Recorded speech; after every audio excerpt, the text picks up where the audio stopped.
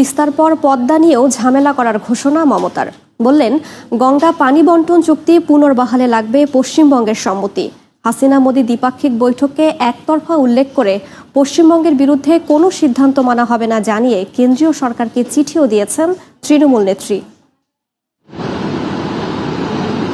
চলতি সপ্তাহে নয়াদিল্লি সফর করেন বাংলাদেশের প্রধানমন্ত্রী শেখ হাসিনা। এ সফরে দুই দেশের মধ্যে 7টি নতুন ও পুরানো 3টি নবায়ন সহ 10টির সমঝোতা সই হয়। বৈঠকে গঙ্গার পানি বন্টন চুক্তি নবায়নের আশ্বাস দেয় বিজেপি সরকার। একই সঙ্গে ভারতের প্রধানমন্ত্রী নরেন্দ্র মোদী জানান, তিস্তার পানি বন্টন ও মহাপরিকল্পনায় বিনিয়োগ নিয়ে আলোচনায় শীঘ্রই বাংলাদেশ সফর করবে ভারতের কারিগরি দল। আমরা মানব না। গঙ্গা ও তিস্তা নিয়ে ভারত বাংলাদেশের প্রধানমন্ত্রী পর্যায়ের আলোচনায় উপস্থিত ছিলেন না পশ্চিমবঙ্গের মুখ্যমন্ত্রী মমতা বন্দ্যোপাধ্যায়। এই বৈঠক নিয়ে মমতা ও তার দল তৃণমূল কংগ্রেস যে বেজে অসন্তুষ্ট তা রাজ্যের সংবাদ মাধ্যমগুলোর বিভিন্ন প্রতিবেদনেই উঠে এসেছে। সোমবার এই বিষয়ে নিজের অবস্থা জানিয়েছেন মমতাও।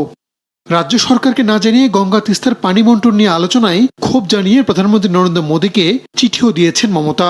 রাজ্য সরকারকে এড়িয়ে কেন্দ্রীয় সরকারের এই বৈঠককে একতরফা দাবি করে রাজ্যের বিরুদ্ধে যায় এমন কোনো সিদ্ধান্ত মেনে নেওয়া হবে না বলেও জানান মমতা। বলেন, এমন স্পর্শকাতর বিষয় নিয়ে কোনো আপোষ করবে না তার সরকার। পানি বন্টন চুক্তি হলে রাজ্যের মানুষ সবচেয়ে বিপদে পড়বে বলেও দাবি করেন তিনি। জমা জল থেকে সবটাই জমি থেকে শুরু করে আমরা দিচ্ছি। আর এই দেখুন আমার কাছে একটা কাগজ। চিঠিতে বাংলাদেশের সঙ্গে পশ্চিমবঙ্গের সম্পর্কের বিষয়টিও তুলে ধরেন তৃণমূল নেত্রী। অতীতে নানা বিষয়ে পশ্চিমবঙ্গ সরকার বাংলাদেশকে সহযোগিতা করেছে বলেও দাবি মমতার। রাহানুল রানা, সময় সংবাদ।